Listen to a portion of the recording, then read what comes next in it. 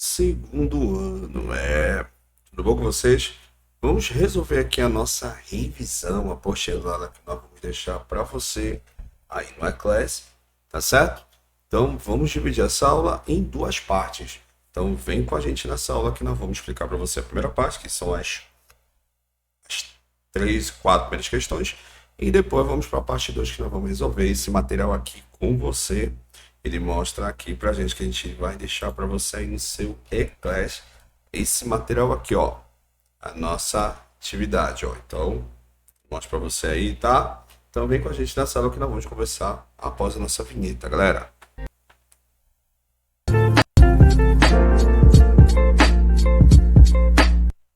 Então, galera, vamos lá, professor Daniel aqui com a turma do segundo ano. Vamos começar a nossa revisão aqui.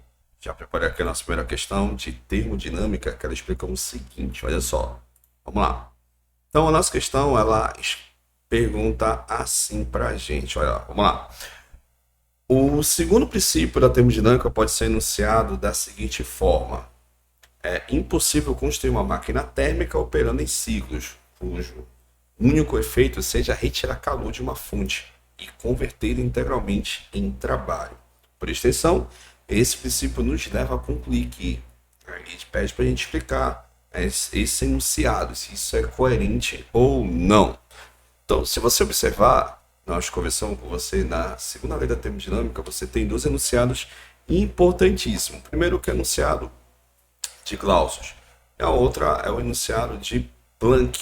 Um explica para você que você não consegue arrancar calor da fonte fria, ao contrário, a fonte fria consegue arrancar calor da fonte quente. Ao contrário, o sistema ele tem que ser forçado.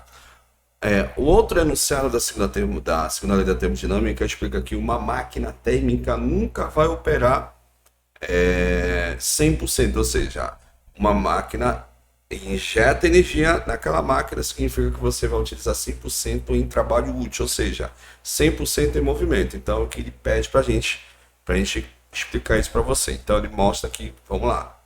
Então, escrevendo de acordo com o enunciado, ele fala para a gente, de acordo com a que ele pede.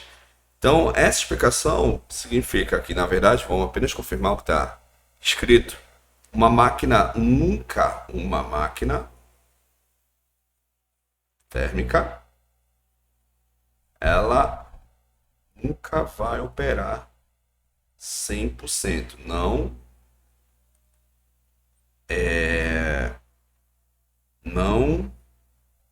converterá. Vamos escrever assim, ó, converterá energia útil em 100%. É isso que ele pede para a gente, né? Significa que nessa máquina, de acordo com ele mostra para você, indo de uma forma mais pequena, né? Ele mostra para você nunca uma máquina vai operar 100%. Significa que uma parte você vai usar e a outra parte você acaba liberando. Liberando, nesse caso, aquela energia liberada é aquela energia que nós chamamos de resíduo de calor, aquela energia inutilizável, utilizada, enfim, esse é o termo que a gente tem que explicar para você na nossa primeira questão.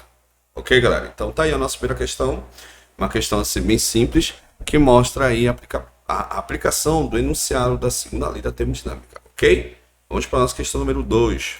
Bem, galera, perdão, na questão número 2 ele fala para você do período da Revolução Industrial, onde você tinha uma máquina que ela operava e nessa operação você acabava, na verdade, você acaba, na verdade, utilizando a máquina de vapor nesse período, como ele mostra aqui para você, né? Aí, com isso, veio o nosso amigo Sadi Carnot, que ele descreveu uma máquina, como é que uma máquina vai operar. E como nós explicamos para você, uma máquina de Carnot, ela vai operar ciclos alternados isotérmicos e ciclos adiabáticos, se alternando, tá? Entrada de energia na isotérmica e, nesse caso, não há entrada de energia na transformação adiabática, tá bom? Ou seja, entra energia e sai energia na isotérmica. Então, nessa condição, vamos calcular, utilizando o que é o nosso rendimento dessa máquina, ela vai operar de acordo com Carnot, você tem uma fonte fria e você tem uma fonte quente. Lembrando que a temperatura da fonte fria ele deu para a gente que é 200. Vamos ter que converter na escala absoluta. E da fonte quente também, que ele deu que é 400. Então vamos fazer a substituição. Vamos ver o que nós vamos achar aqui. Então da fonte fria fica 273 mais 200.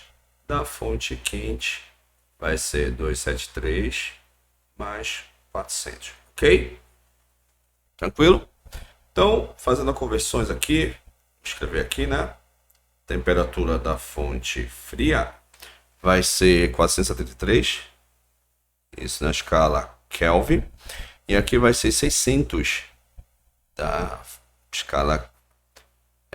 na escala Kelvin vai ser 673. Então, faz a substituição dessa máquina aqui, ó. Então, o rendimento vai ser 1 sobre... aqui eu tenho da fonte fria que é 473 dividido da fonte quente que é 673, tá? Fazendo essa conta aqui, vamos ver quanto é que vai dar aqui, só um momento. Então, galera, vamos lá. Fazendo aqui na nossa calculadora, aqui eu tenho 473 dividido por 673, isso vai me dar 0,70. Então, o rendimento vai ser 1 menos 0,70. Então, já sei que o rendimento dessa máquina vai ser de 0,3. Multiplicando isso aqui por 100, em porcentagem nesse caso, isso vai me dar 30%. Né? 30%, você vai escutar só minha voz agora, que está bem na frente. Vamos lá. Então, nesse caso, você está escutando apenas minha voz. Então, ou seja, essa máquina aí, de acordo com o nosso enunciado, ela está operando por ciclo de Carnot. Agora, dá para a gente também, nesse caso, vamos ver o que dá para a gente fazer mais nessa questão. Então é isso aí, galera. Então, tá aí a nossa questão número 2, resolvida. Só pede para a gente o ciclo, né? No caso, percentual entre os reservatórios térmicos, que me deu, nesse caso, 30%. 30%, ok. Vamos lá, então. Vamos para a próxima questão. Então, galera, vamos lá. Questão número 3. Questão número 3 é o seguinte. Dadas as condições apresentadas, assinada é a única alternativa que indica o valor aproximado para o rendimento da máquina. Nesse caso, eu tirei as alternativas e vamos lá. Diz o seguinte, ó. O gráfico acima é uma isotérmica. Lembrando que, pela lei de Pauli, então eu sei que uma isotérmica, pressão, vamos lá, pressão varia com volume. Então, a pressão aumenta, o volume diminui, mantendo a mesma temperatura do estado de mudança, de 1 para o 2, ou 2 para o enfim, tá bom? O que mais? Então, concedeu para a gente essa situação, vamos ver qual seria a nossa alternativa, ou caso a nossa questão. Então, no estado 1, ele estava 15.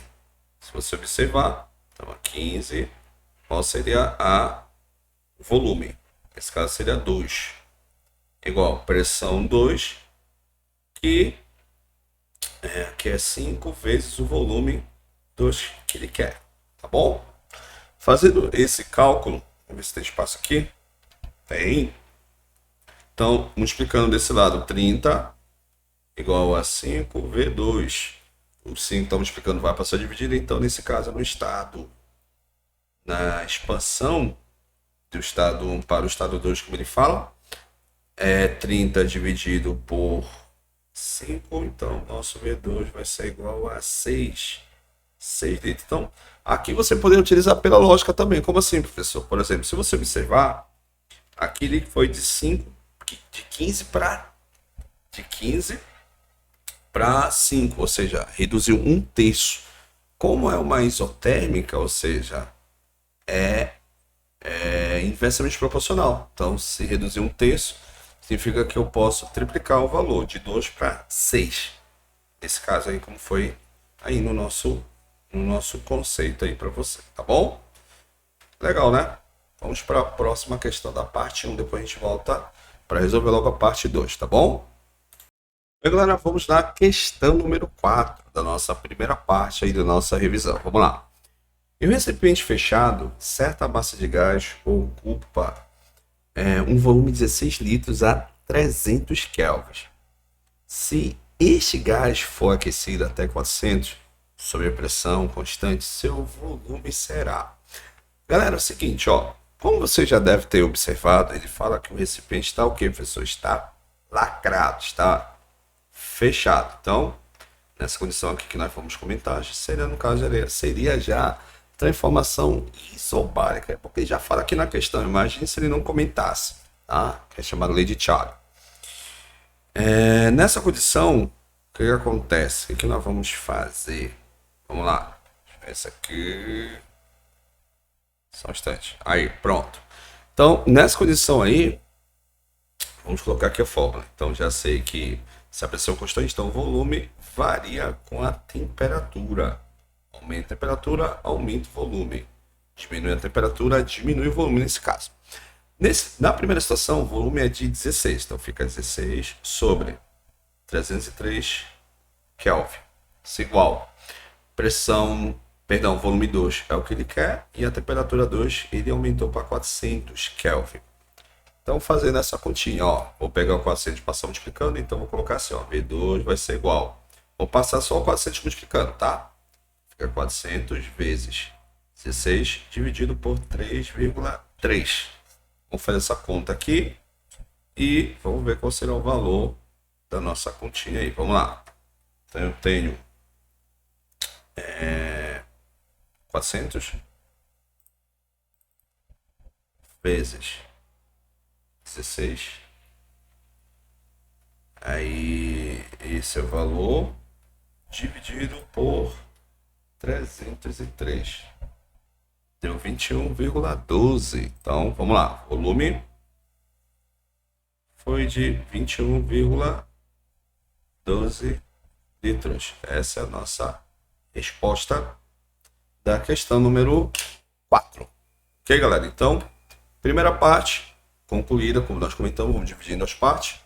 Esse material tem 8 questões, para não ficar muito longo para você, para ficar muito cansativo para você, tá bom? Então a gente volta logo mais para a parte 2 do nosso vídeo, tá bom, galera? Então assista com calma esse material, com essa apostila. Ela estará no Eclass para você, tá bom? Então, até a próxima, segunda parte do nosso vídeo já será encaminhada para você. Bye, bye, fica com Deus e até a próxima, segunda parte do vídeo. Vamos lá.